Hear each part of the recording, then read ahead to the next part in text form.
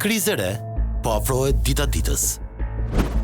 Ndryshe nga çdo biznes tjetër, sektori i ndërtimit është zgjeruar ndjeshëm, por kjo nuk ka reflektuar në uljen e çmimit. Sot në Tiranë shiten apartamente deri në 4.000 euro metri katror. Por kush janë vlerësit e tyre?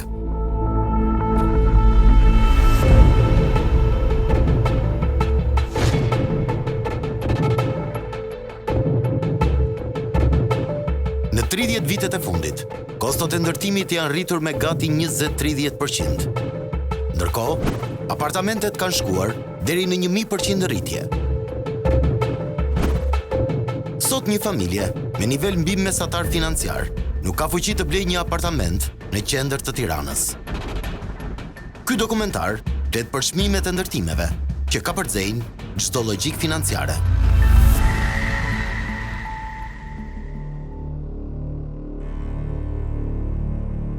Tirana u bë kryeqyteti i shqiptarëve më 1920 në Kongresin e Lushnjës. Vendim ky që ishte i përkohshëm, ndërkohë që statusin e saj përfundimtar si kryeqytet e mori në 1925. Përzgjedhja e saj si kryeqendra e vendit ndikoi edhe në zhvillimin e saj urbanistik. Pas ardhjes në pushtet të Ahmet Zogut, u vendos plani rregullues i qytetit. Për këtë, u zgjodh arkitekti italian Armando Brasini.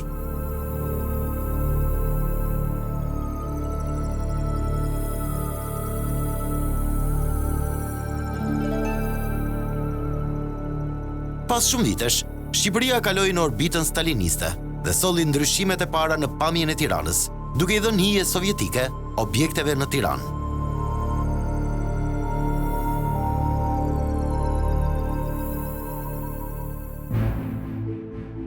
Sot, Tirana është një qytet që rritet dhe ndryshon për ditë. Ky qytet është kthyer në trofeun e lakmuar nga të gjithë. Çdo kush do të donte të studionte, të jetonte dhe të investonte në kryeqytet për shkak të mundësive që ai të ofron. Nëse ju referohemi shifrave zyrtare, do të vini re se deri në vitin 2018, prurjet e banorëve në Tiranë ishin mbi 22.000 banor. Shifër kjo që do të fillonte të tkurrej një vit më pas, duke rënë afërsisht 11.000 banor. E njëjta shifër është regjistruar edhe për vitin 2020. Pra, kemi arritje të popullsisë së Tiranës me 11.000 banor, por krahasuar me vitin 2018, kjo shifër është përgjysmuar. Gjithë kjo popullsi që po mblidhet në Tiranë, nga ana tjetër është koncentruar vetëm në disa nyje të caktuara.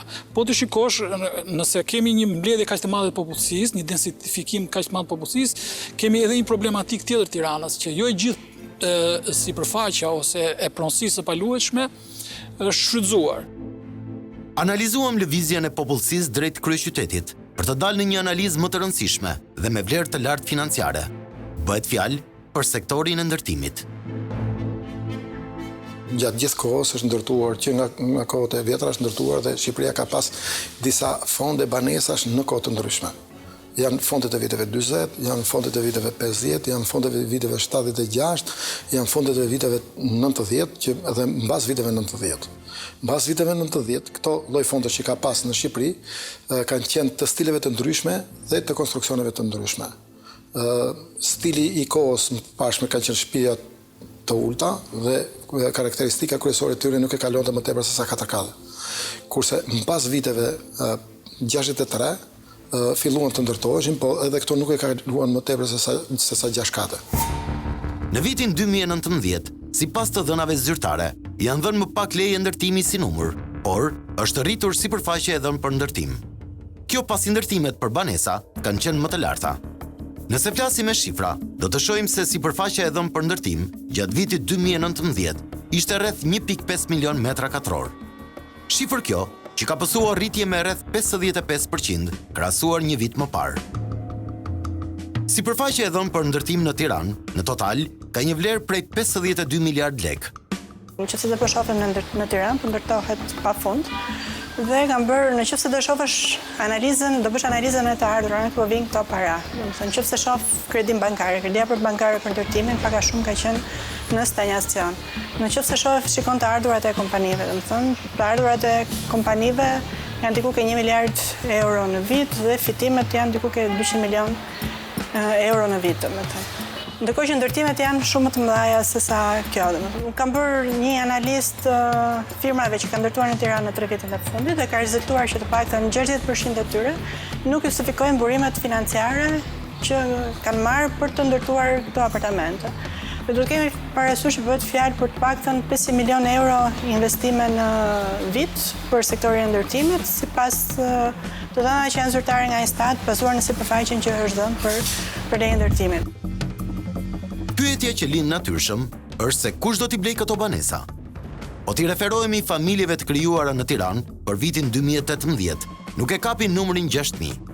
Por, edhe ky argument nuk i justifikon ndërtimet, pasi jo çdo familje e re ka fuqinë për të blerë një apartament, aq më shumë në Tiranë, ku çmimet rriten dita ditës. Ti mund të kesh familje të reja që krijohen, por ti nuk mund të prendosh një familje e re që nëse të dy janë në punë në privat, edhe sikur të marrin për shembull të ardhura maksimum rreth 2.000 euro në muaj, nuk mund të arrijnë që të blejnë një shtëpi në një kull. Le të shohim disa nga zonat ku po ndërtohen më shumë në stilin e komplekseve të pallateve dhe me çfarë çmimi shiten ato.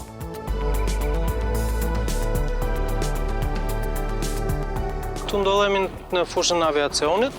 Bëhet fjalë për një kompleks të ri që është në zhvillim e mëtej, quhet Turdiu 2, kryesisht për banim. Gjithashtu ka dhe ambientin katin 0 me ambiente komerciale, ku patjetër do ketë pjesën e faciliteteve. Në çmime dalim tek 800 euro metri katror, çmimi shitjes së apartamenteve, dhe çmimi referencës shkon tek 70.000 lekë të reja, 71.000 lekë të reja për metër katror.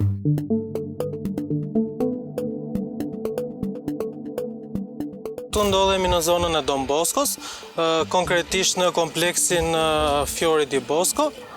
Bëhet fjalë për një kompleks prej 6 godinash individuale rreth 10 katësh, ku kryesisht janë banimi dhe gjithashtu kanë dhe katin 0 ambiente komerciale. Këtu dalim në shitje rreth 950 euro, 1.000 euro për metër katror të apartamenteve dhe çmimi i referencës kryesisht është 72.000 lekë të reja për metër katror.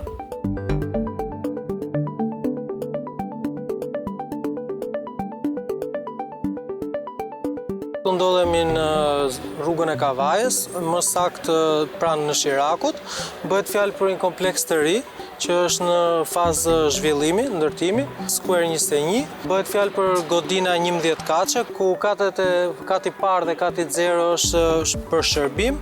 Çmimi i shitjes këtu dalim te 1.200 euro metri katror. Çmimi i referencës është rreth 94.000 lekë të reja.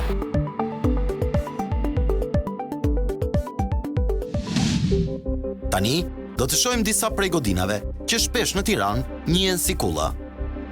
Janë me vjetra të tilla, por çmimeve të tyre as nuk mund t'i afrohesh. Ato variojnë nga 1.600 euro deri në 3.500 euro metri katror. Një absurditet nëse marrim përbazë nivelin e pagave në Shqipëri dhe mundësinë e kreditimit nga bankat. Pas me ndodhet një ndër komplekset më të reja në zhvillim, Lake View. Bëhet fjalë për ndërtimin e disa godinave të një kompleksi me sipërfaqe ndërtimi rreth 128.000 metër katror. Godinat janë rreth 15 katëshe.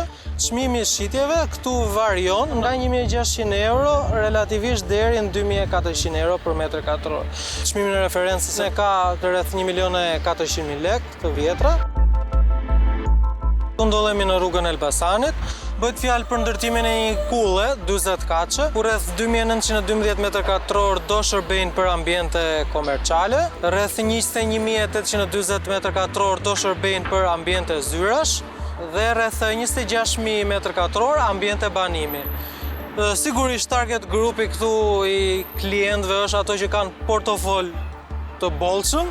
Jo të gjithë mund të afrohen për të blerë, për arsye se çmimet e shitjes dalin nga 3.000 euro metri katror në 3.500 euro metri katror. Është ndër zonat më të shtrenjta të Tiranës, kur çmimi i referencës shkon tek 1.930.000 lekë të vjetra.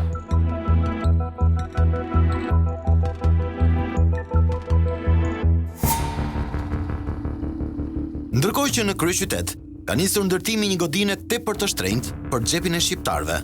Bëhet fjalë për book building, e pozicionuar në krah të Bashkisë së Tiranës dhe ka disa godina mes tyre dhe një kull 21 kate. Çmimi për metër katror në këtë zonë do të jetë nga 3.000 deri në 4.000 euro. Referuar mundësisë për të blerë një shtëpi, këtu është e pamundur jo vetëm për shtresën e mesme, por edhe për të pasurit. Pra, ta shpjegoj më thjesht. Nëse një biznesmen ose një familje me gjendje të mirë ekonomike kërkon një apartament 150 metër katror, atëherë duhet paguaj plot 600.000 euro.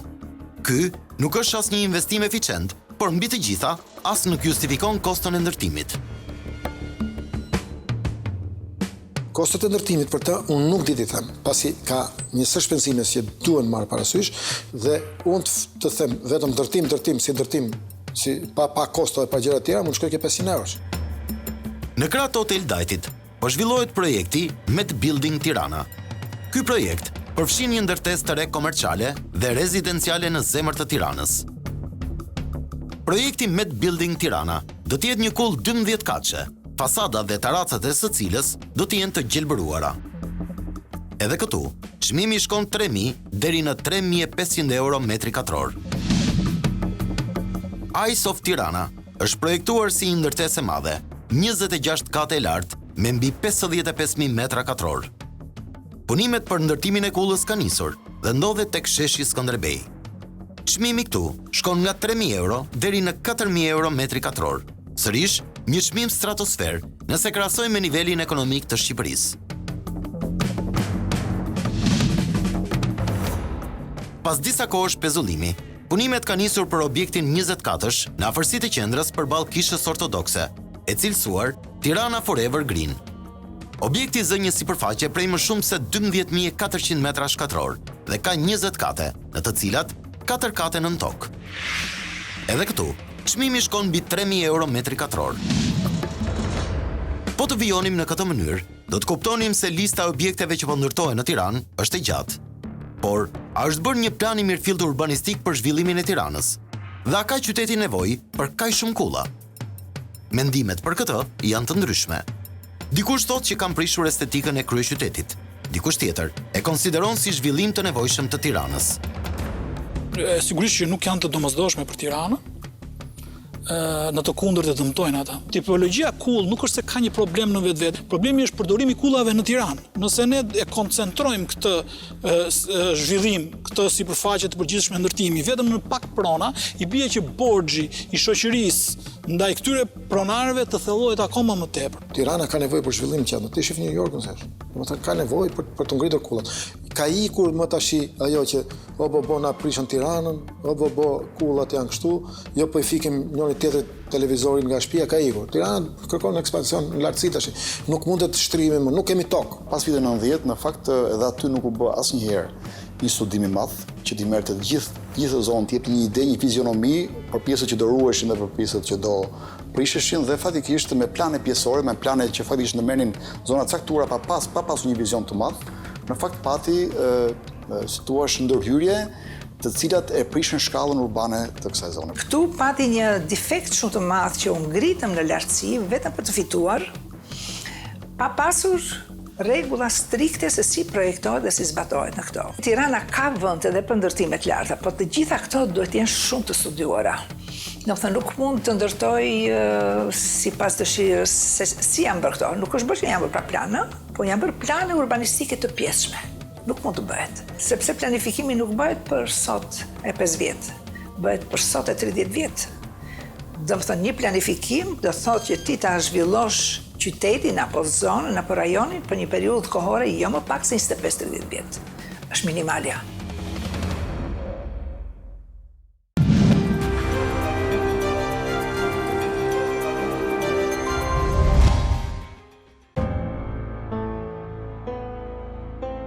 Top Story, në këtë pjesë të dytë, do të tregoj se si funksionon shitja apartamenteve në Tiranë dhe se sa janë mundësitë reale të qytetarëve për të blerë një banesë.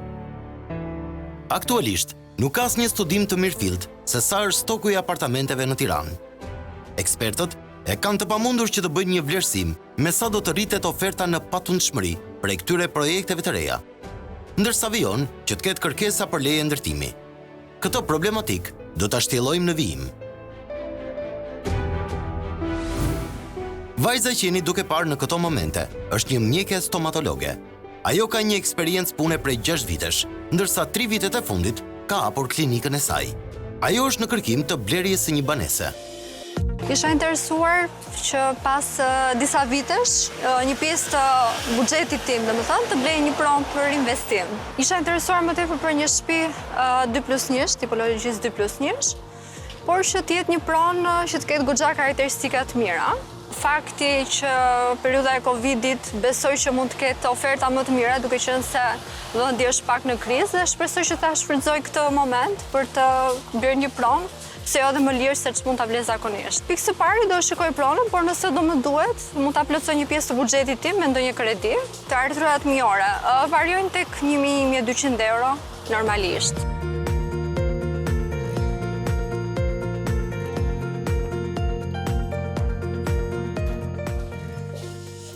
Përshëndetje. Si jeni mirë, si kaluat me këtë stilin e ri të shtatë. Jam interesuar për një apartament për banim të tipologjisë 2+1. Në çfarë zone jeni interesuar? Përgjithsisht do preferoja tek zona nga qendra deri në zonën 21 do ishte shumë mirë. E kuptoj. Për sa i përket buxhetit, buxheti, le të themi që mund të variojë nga 80 deri në 150.000 euro, pak a shumë, por po sipërfaqen e apartamentit? nuk e di, por pak a shumë tek 80-120 metra katror, nuk e parë. Jeni interesuar vetëm për pallate ekzistues apo dhe objekte të reja? Nuk është se e kam të vendosur, por do shikojmë pronat dhe më pas ta vendosim. Jeni interesuar për të proceduar me kredi apo do bleni me cash? Le të themi që do mbetet si opsion, duke parë në varësi të pronës që do më pëlqej, do të shikojmë nëse do na duhet të investojmë me anë të një kredi ose jo. Ju kuptova. Atëherë unë sipas kërkesës tuaj po verifikoj sistemin dhe duke ju prezantuar pronën, më pas vazhdojmë në terren për t'i parë pronat konkretisht. Okej.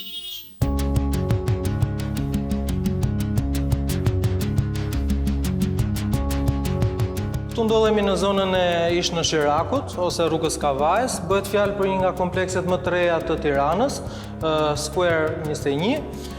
Ndodhemi në një apartament me organizim 2+1, në sipërfaqen 120 m2 total. Por çmimi i apartamentit sa shkon? Atëherë, çmimi i apartamentit është 1.200 euro për metër katror. Ky apartament që ndodhet në periferi të Tiranës, për gjensilën me profesion stomatologe që ka të ardhura mbi mesataren, mund të përballohet.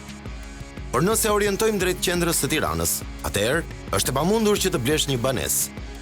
Marrim një shembull konkret që ta thjeshtojmë më tepër për publikun.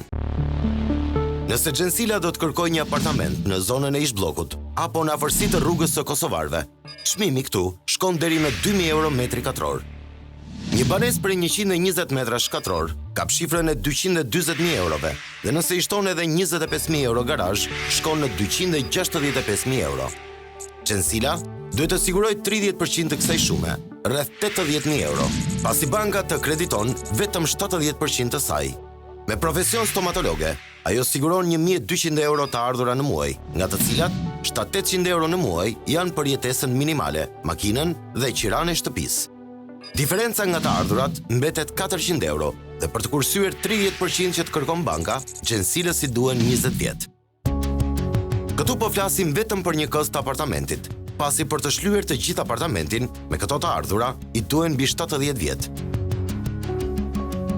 Kjo tregon se një i ri ose e re sot me rrogë të mirë duhet të pres deri në pleqëri që të gëzojë një banesë. Ne bëm një llogaritje tepër të thjeshtë, duke marrë si shembull disa apartamente në Tiranë që kanë çmime pak më të larta se referenca e shtetit. Por nëse do t'i referohemi kullave dhe ndërtimeve luksoze që shkon deri në 4.000 euro metri katror, për gjensilën duhen 2 shekuj që të shlyejë apartamentin. Ashtu si gjensila, edhe shumë persona të tjerë kanë menduar se periudha e Covid-19 ka ndikuar në uljen e çmimit të apartamenteve, siç ka ndodhur edhe në rajon. Por kjo nuk ka ndodhur në vendin ton, edhe pse investitorëve ju është propozuar nga ekspertët një gjë e tillë. Momentalisht akoma nuk ka ndryshuar tregu, pjesa e çmimeve. Ne kemi bërë rekomandimet tona, sugjerimet tona duke parë edhe tregun jashtë global që ka ndryshuar, çmimet në real estate dhe të pronave ka ndryshuar, kanë pasur rënje. Patjetër kemi dhënë ne sugjerimet tona, flasim për pronat që janë të fryera ose të mbivlerësuara për të rishikuar çmimet. Tirana bëhet gjithnjë me shtrenjtë për blerjen e një apartamenti. Sot, të duhen më shumë se 25 vjet për të blerë një banesë. Ne dim shumë mirë që Shqipëria është vendi më i varfër i Europës, të ardhurat janë 31% e mesatarës së Bashkimit Evropian.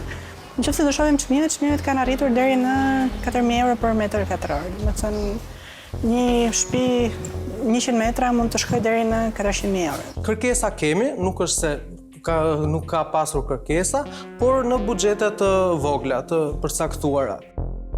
Kostot për të ndërtuar shtëpi me cilësi janë në 300 euro për metër katror. Nëse ne do të kemi rezidenca, kostot të rriten, pasi klientët orientohen drejt gjërave të luksit. Kostot mund të fillojnë nga 400 euro në 550 euro metri katror.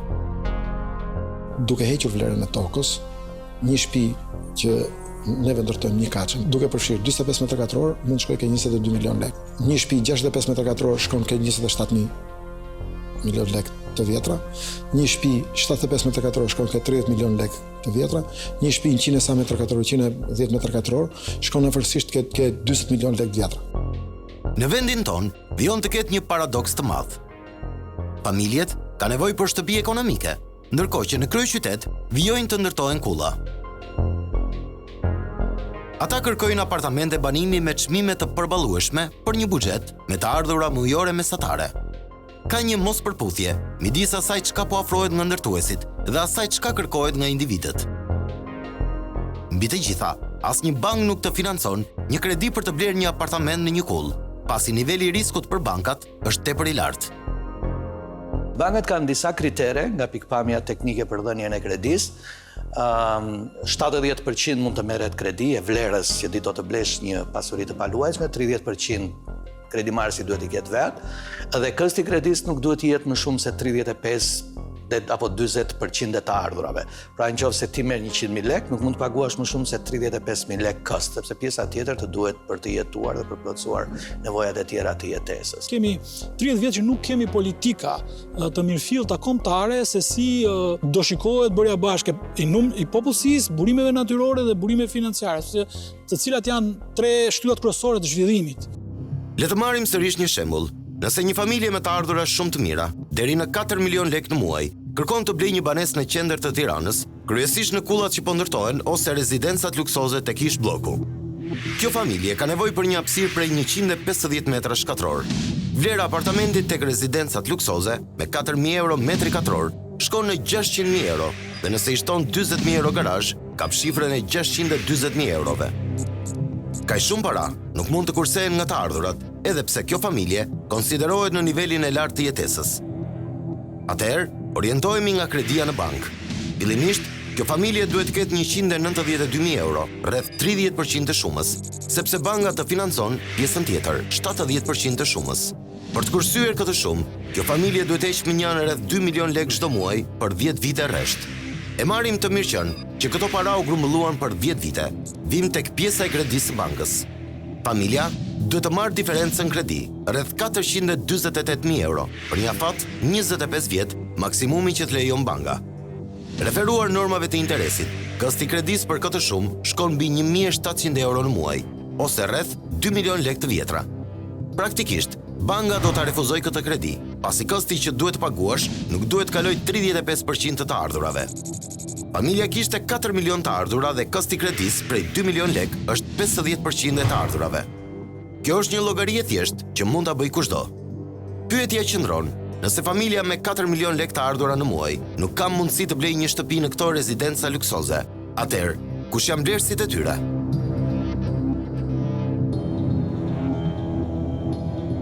Në një ekonomi tregu, kërkesa dhe oferta janë të lidhura me njëra tjetrën dhe janë pikërisht ato që përcaktojnë çmimin. Por me sa duket, në sektorin e ndërtimit në vendin ton nuk ndodh kështu. Kullat që po ndërtohen janë me çmime shumë të larta. Nëse i referohemi të dhënave zyrtare të Instat, vetëm një 5% i të punësuarve në Shqipëri kanë pagë mbi 1.000 euro. Pra, janë shumë pak vlerës real në krahasim me kullat që po ndërtohen. Duke u nisur nga burimet zyrtare, nga të ardhurat, domethënë në Shqipëri ka një pjesë shumë e vogël e popullsisë, diku ke 5% merr më shumë se 1.000 euro në muaj. Domethënë duke nisur nga këto të ardhurat, duhet 100 vjet të punosh 100 vjet për të blerë shtëpi. Tregu në fakt ofron një shumë llojshmëri banesash nga pikpamja e cilësisë, e vendodhjes dhe e çmimit. Ka apartamente që janë në prime location, në vendet e zgjedhura dhe më të mira dhe më të kërkuara, të cilat sigurisht janë të kufizuara dhe çmimin e kanë të lartë. A është ky një çmim që do i përgjigje kushteve të ardhurave tona? Nuk bëhet fjalë që mund të jetë me të ardhurat. Por sa kohë që ka një kërkesë dhe apartamentet shiten, kjo do të thotë që kërkesa dhe oferta janë përputhur. Të paktën nga infot që kam unë, pjesa e madhe e apartamenteve të shtrenjta shiten në kesh. Domethënë sipas të dhënave zyrtare nuk ekziston të paktën aq shumë popullsi që do të arrijë që të blejë një shtëpi që kushton 300.000 euro apo 400.000 euro, domethënë, dhe këtu shohim që mund kemi, domethënë, futen e paras informale. Dhe një dukuri që ka ndodhur të paktën në vitin e fundit ishte që pati një rritje shumë të lartë të çmimeve. Domethënë, rritja e lartë të çmimeve që nuk justifikohej as nga kahu i kërkesës, dhe as nga kushtet e tjera, domethënë, ne kemi një rritje të pagave që është minimale, që është 2% apo 3% në vit, që duke krahasuar me inflacionin që është 2%. Domethënë, ke kaq vjet që ti nuk është se ke një rritje page, nuk ka rritje të mirëqenies, vazhdon të jesh vendi më varfër e Europës. Kjo është një absurditet që ndodh në Shqipëri fatikisht, ku çmimi i banesës dhe çmimi dhe rruga e qytetarit fatikisht janë në nivele të jashtëzakonisht të larta, ndërkohë që kjo gjë nuk ndodh në vendet evropiane. Nuk kuptohet pse fatikisht kemi një disnivel kaq të madh mes qytetarit normal dhe çmimit të metrave katror të ndërtesave. Më vjen shumë keq që ka shumë shqiptar që sigurisht jo me këto çmime, por edhe me çmime shumë të larta, shumë të ulta se këto, por shumë të larta se mundësitë e tyre financiare, bien viktimë dhe blejnë shtëpi akoma në Tiranë. Një paradoks tjetër që shoqëron sektorin e ndërtimeve lidhet edhe me pagën mesatare në Shqipëri. Ndërkohë që çmimet e shtëpive rriten në Tiranë, paga mesatare nuk i justifikon blerjet që bëhen me çmime mbi 2.000 euro metri katror. Sipas të dhënave të Instat, paga mesatare nuk i kalon 52.000 lekë. Është e habitshme se kush i ka kaq shumë lekë fatikisht të blej, sepse nuk janë pak, po janë shumë fatikisht. Dhe gjithsesi është e habitshme se si në fakt gjithsesi ato shiten sot e kësaj dite dhe ka akoma kërkesa për të ndërtuar dhe fatikisht ndërhyrje deri në nivele shumë të larta për të ndërtuar akoma sepse ka kërkesa. Pa çfarë do thotë që ky lek vazhdon të ekzistojë dhe e kanë disa njerëz. Sot nuk ka asnjë studim të mirëfillt se sa është stoku i apartamenteve në Tiranë. Ekspertët e kanë të pamundur që të bëjnë një vlerësim me sa do të rritet oferta në patundshmëri prej këtyre projekteve të reja, ndërsa vijon që të ketë kërkesë për leje ndërtimi. Për fatin e keq, ndërtuesit në Shqipëri vijojnë që të ndërtojnë në mënyrë empirike dhe pas studime të mirëfillta për kërkesën në tregun e patundshmërisë në Shqipëri. Kjo të bën të dyshosh për paratë që përdoren në sektorin e ndërtimit. Megjithëse ka një stok të jashtëzakonshëm të pashitur, vazhdon të ndërtohet, pyetja është me çfarë parash ndërtohet. Dhe përgjigjja ime për këtë valën e 6 për cilën po flasim, është ndoshta nga paratë e krimit, që nuk është një fenomen i panjohur për Shqipërinë. Krimi në 30 vitet e fundit, le të them 25 vitet e fundit, ka mbuluar atë bilancin tregtar shumë negativ të Shqipërisë në këto 25 vjet. E cila ka shotulluar diku te 2 deri në 3 miliardë euro në vit.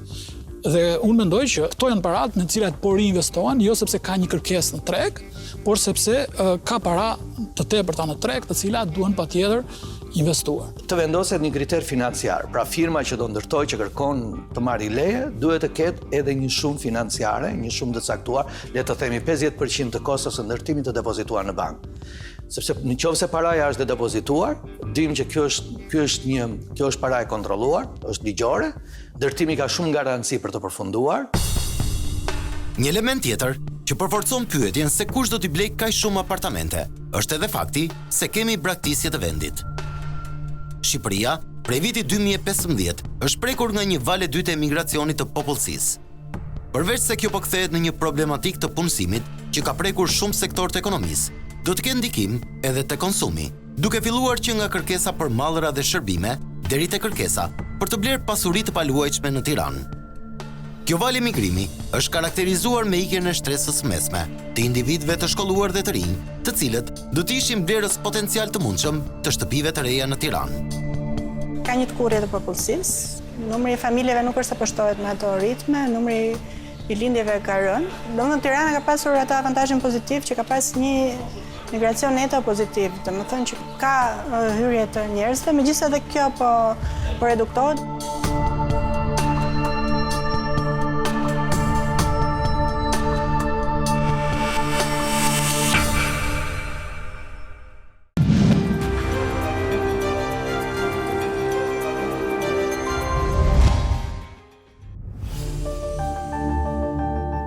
Çmimet shumë të larta për blerjen e banesave, apartamenteve apo garazhdeve janë në disnivel të lartë me të ardhurat që kanë shqiptarët.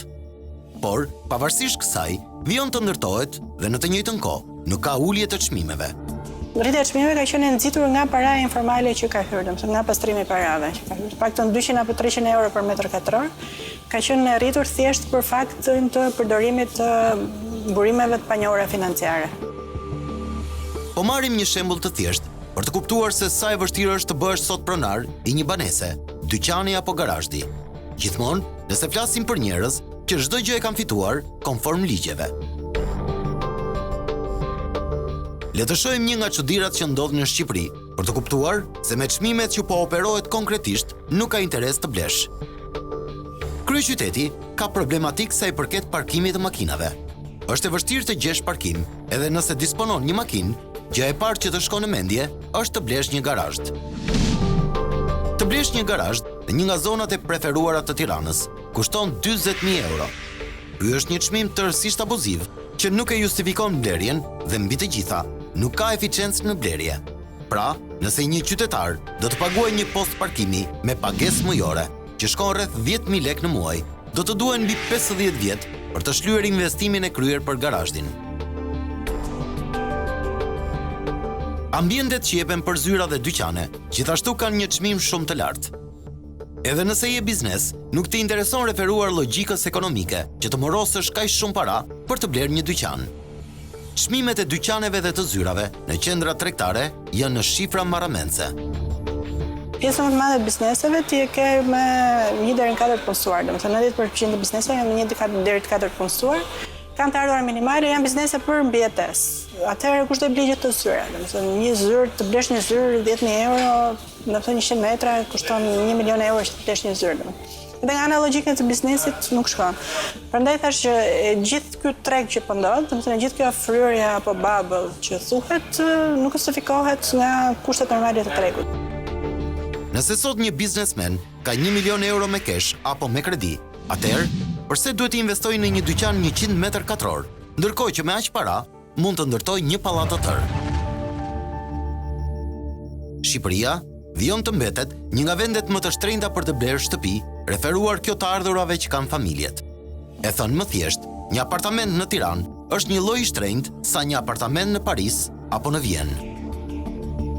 Domethënë nëse do krahasojmë fuqinë blerëse me çmimet shtëpitë në Tiranë, janë një lloj të shtrenjta saç mund të jenë në Milano apo në vende të tjera në Vjenë apo në Rom apo në Paris, domethënë, sepse kjo matet me sa vjet ty të duhet që të blesh një shtëpi. Dhe kjo është e matur për çmimin mesatar për 1.200 euro, domethënë. Nëse do flasim pastaj për çmimet që kanë arritur kulla që janë 3.000 apo 4.000 euro, domethënë, të duhen shumë më tepër vjet që ta blesh një shtëpi. Shqipëria akoma nuk ka atë kosto që mund të ketë Roma, Parisi, Londra e tjerë. Por kosto në raport me atë që fitojnë banorët, me atë që ka kosto të objektet rezidenciale, ajo është faktikisht e çuditshme sepse është shumë fish pra një Paris Vjenë normalisht që ka një rrogë të lartë, edhe metri katror është i lartë, por gjithsesi ai arrit të amortizojë të në kohë. Ndërkohë që sa vite do i duhet një shqiptari për të paguar një banesë të tij fatikisht në qendrën e Tiranës. Çmimi në Tiranë, nëse për dorën e Zotit ose të një autoriteti të sipërm mbi qeverinë ose mbi le të themi atë që rëndom tani në gjuhën edhe të media, po edhe në gjuhën publike konsiderohet oligarki, ndërhyn ajo dorë, t'jeni shumë i sigurt që çmimi bie në mënyrë katastrofale. 3, 4 herë, 5 herë, jo nga i çmimi, po edhe nga çmimi, një çmim relativisht i pranueshëm në ditët e sotme, por që s'është normal për raportin e mundësive financiare. Ka dhe një nonsens këtu ke neve që në fillim, por kjo ishte gjithmonë nga varfëria e madhe që patëm dhe ka mungesa e shtëpive normale. Kjo uri e madhe për të krijuar një farë komoditeti bëri që gjithë emigracioni ka dhënë kontribut jashtëzakonshëm për zhvillimin e ekonomisë në Shqipëri, të investonte në banesat. Ishte një gabim shumë i madh. Ata duhet të investonin në ato pjesë ose atë sektor të ekonomisë që duhet të sjellë fitim. Se shtëpia nuk të jep gjë. Shtëpia vetëm ha. Gjithkohë do. Merri me ti, me rregullime, njërën tjetrën, vetëm do lek. Nuk të jep lek.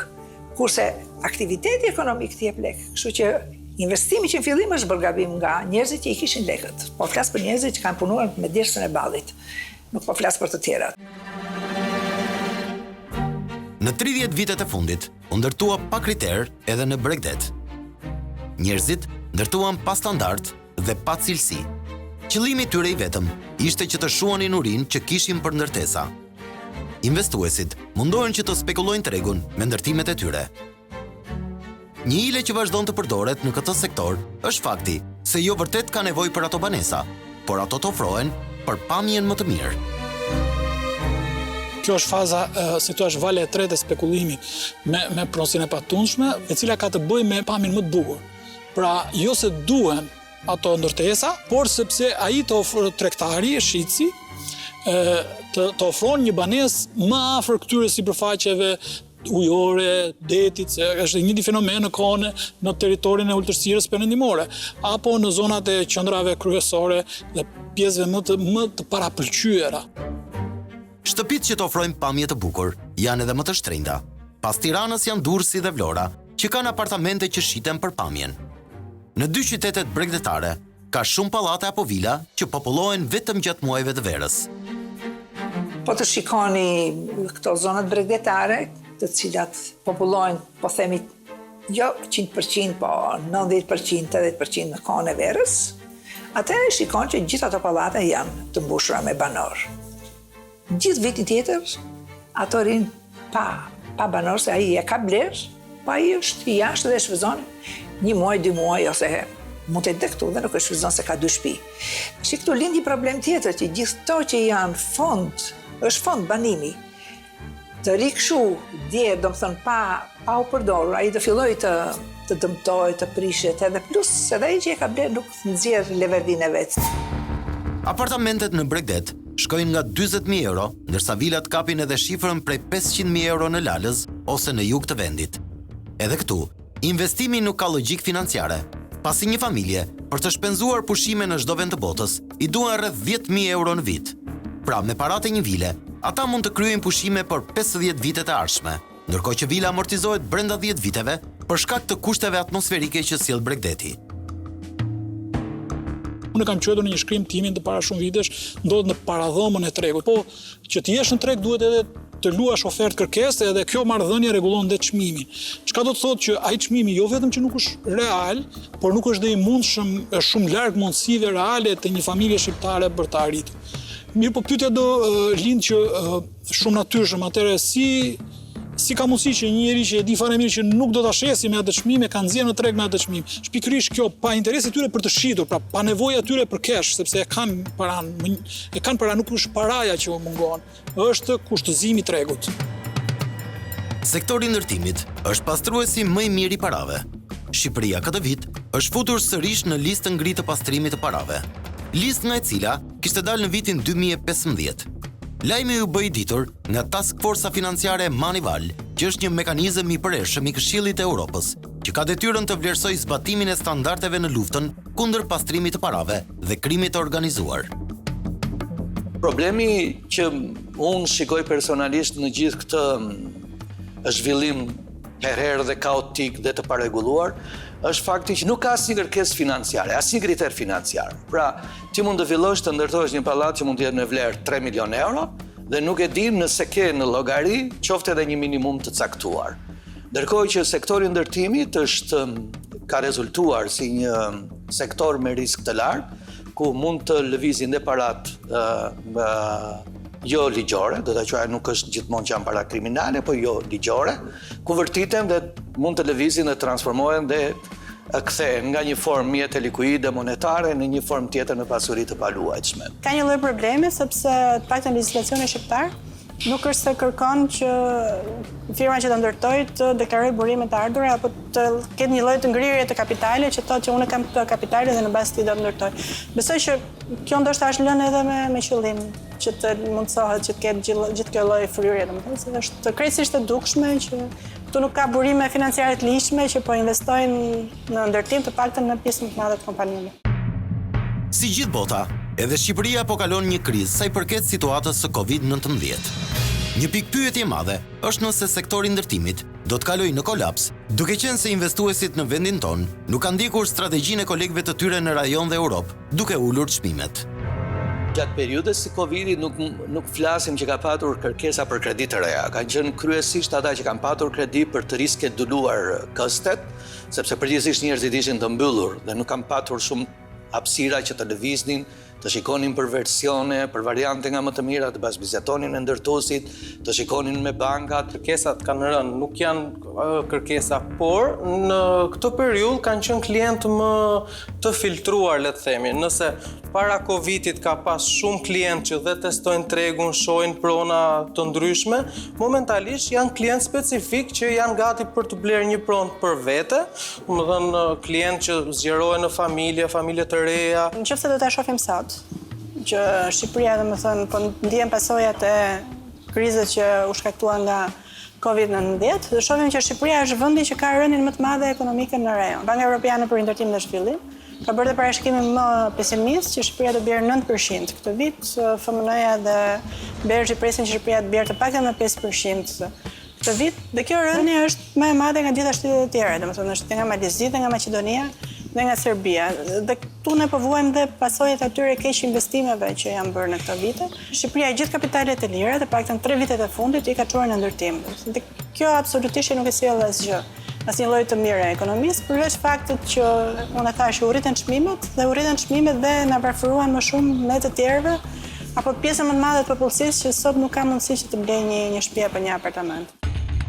Tani, ne po ju sjellim disa skema që përdoren kryesisht për blerjen e shtëpive të shtrenjta në vendin ton, duke ju shmangur kontrolleve të pastrimit parave.